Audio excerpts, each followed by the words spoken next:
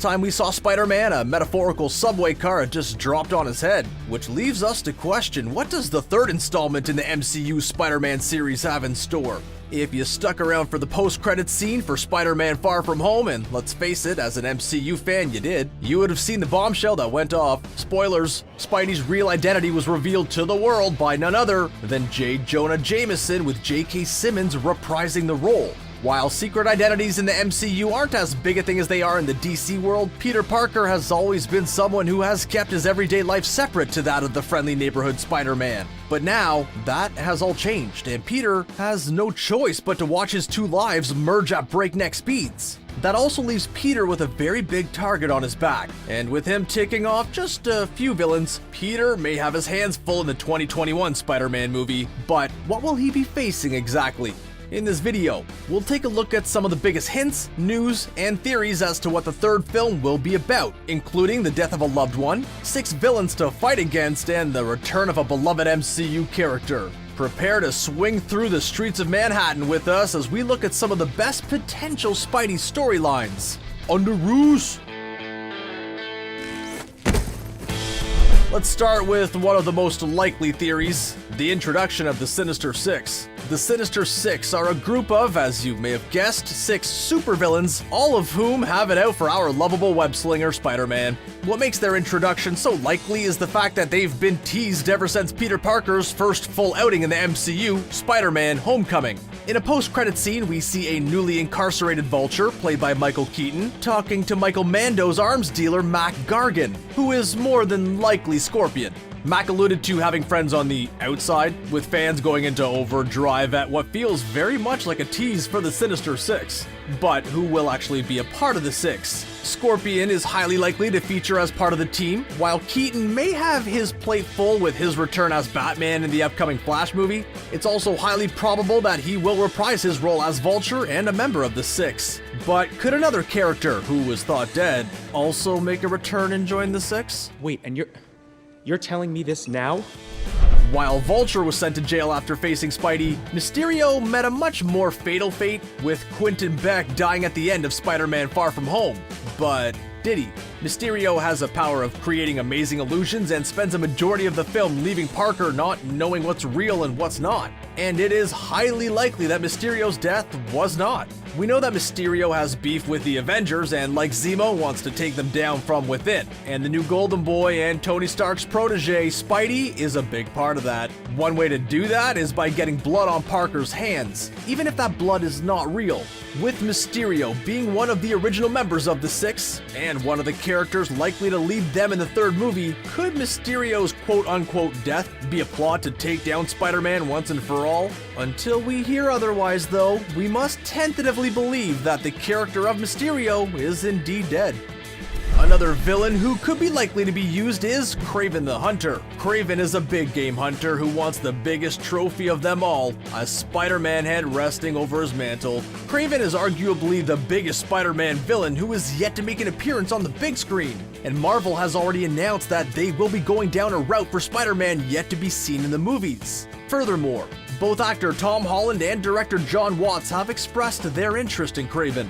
There may even be a casting in place, with the giant chunk of hunk Joe Manganiello reportedly interested in the role, and Kraven does seem like a natural fit for the story. Now that Peter's name is known to all, this could be the perfect inciting incident for Kraven to begin his hunt, and this could even bring him into contact with the Six. But it's unlikely that he would want to share his kill with anyone. Or maybe he would also want to add a Vulture and a Scorpion to his collection. But could one beloved character end up being collateral damage? With Peter's name now known to everyone, it's not just him that has a target on his back, but also the ones he loves. With a potential myriad of villains after Spidey, there is a huge chance that someone he cares for will get caught in the crossfire, and that could potentially be Aunt May. You have to tell me what's going on. That is, if the movie decides to focus on the One More Day comic as inspiration. The story is set in a world where Spidey's identity is known, and after a series of events, leads to the death of Aunt May being shot. This leads Peter going down a desperate path to save her, but more on that later, and we could see something similar take place in the upcoming movie. With the death of his mentor Tony Stark in Endgame, and presumably Uncle Ben before the events of Civil War, the loss of Aunt May just may be too much for Peter to bear and push him to the breaking point. Although this source material is controversial amongst the Spider-Man fanbase. And in this story, Peter and MJ are actually married, something which we are yet to see in the MCU, but there could be one story element from One More Day that might appear in the third movie. As we mentioned earlier, after Aunt May was shot in One More Day, a desperate Peter goes on a quest to save her. In order to do this, he strikes a deal with the demon Mephisto, who agrees on the basis that Peter gives him his marriage with MJ. Peter agrees, and as well as the marriage erasing, the memory of Peter as Spidey is also turned to dust, just like Spidey in Infinity War. Too soon? Yeah, he comes back. You saw Endgame. Sorry, it was just so quiet. While they may not go with this storyline, there is a big chance that the memory of Peter as Spider-Man is erased at the end of the third movie, although he might not look to a demon for help. Doctor Strange and his made-up name may have a deeper connection with the original Spider-Man trilogy, with director Sam Raimi helming the Doctor Strange sequel Into the Multiverse of Madness. But Strange could also help Peter out of this particular pickle. In the comics, Strange creates a spell that erases the world's memory that Peter is Spider-Man, and there is a chance that Strange could help reset the events of Far From Home in the upcoming movie. Also, while we're on the subject of Strange, there might be more that he brings to the table: the multiverse. I wonder where we're gonna go with this one. Spider-Man Into the Spider-Verse was a surprise delight, packed full of both humor and heart, as well as a lot of variations of Spidey, such as Spider-Ham.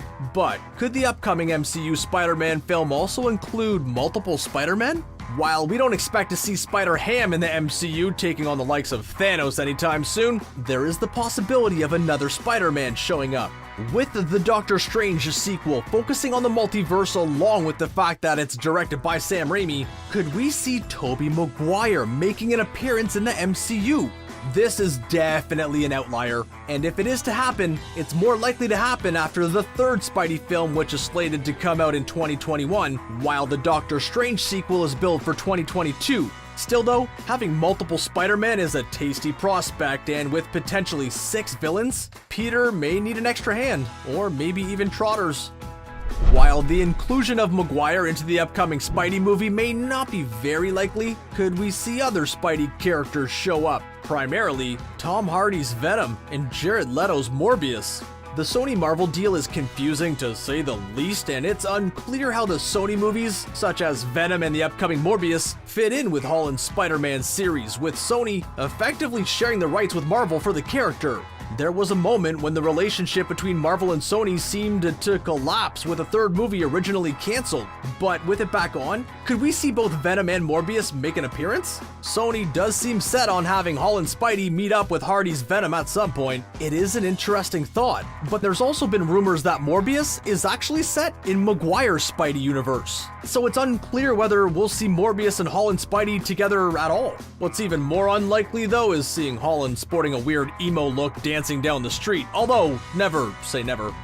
If you're like me, then you're still not over Netflix's Daredevil series being cancelled. And while I am not emotionally okay, there is a slight glimmer of hope that we may see the Avocados at law once again. If rumors are to be believed, and boy do I want to believe them, fans suggest that we could see the Avocados, Foggy Nelson and Matt Murdock, aka Daredevil, represent Peter in court. For anyone who hasn't seen the show, they're not actually avocados. Although on a separate note, I've been working on a guacamole courtroom drama script called 12 Hungry Men, so if you are interested, just make a comment down below about it and we'll get to it. Anyway, getting off topic here, seeing Spidey alongside Daredevil is a tantalizing prospect, although a prospect is all it seems to be at this moment, with Marvel seemingly distancing themselves from the character. Meanwhile, guess I'm just gonna return to my couch and eat ice cream in my Daredevil pajamas while my friends tell me it's been 2 years, get over it. And boy, I wish I was joking here, guys. We've talked about a lot of potential villains in this video, so let's talk some more. Two of the biggest Spidey villains who have appeared in almost every other screen adaptation but yet to show up in the MCU are both Doc Ock and Norman Osborn. This may be down to the fact that Marvel just don't have full control of the characters, or just that the characters are worn out. But could these two be secretly working in the shadows, pulling some strings? With the Sinister Six highly likely to appear, maybe Marvel will have Doc Ock lead them just like in the original comics. Or maybe we could see Mayor Norman Osborn working hard to make Peter's life hell. If so, who would you like for the parts? And no, Danny DeVito can't play both roles, no matter how much we wish he could. One big possibility is that this could be the last time that we see Holland to suit up as Spider-Man. With his identity compromised, there will be a gigantic strain on his personal life, and without a role model, could Peter call it quits and hang up the suit for good? Especially if Strange does reset everyone's memory, this could be Peter's chance to get out and start a somewhat normal life with MJ and maybe even go to college. Marvel seems to like to give their characters satisfying endings, and this would be a fitting ending to the character, going off like Cap into a somewhat normal lifestyle and living happily ever after. Peter's retirement could also make way for another Spidey, Miles Morales, who has been hinted at since Homecoming. Maybe he will get to live the dream and retire in his 20s, unlike me who has to work here at Screen Rant till the day I die. They will never let me leave. Somebody help me. See, that wasn't so hard. So, what do you think will happen in the next Spider-Man movie? Do you think that this is it for Peter Parker in the MCU?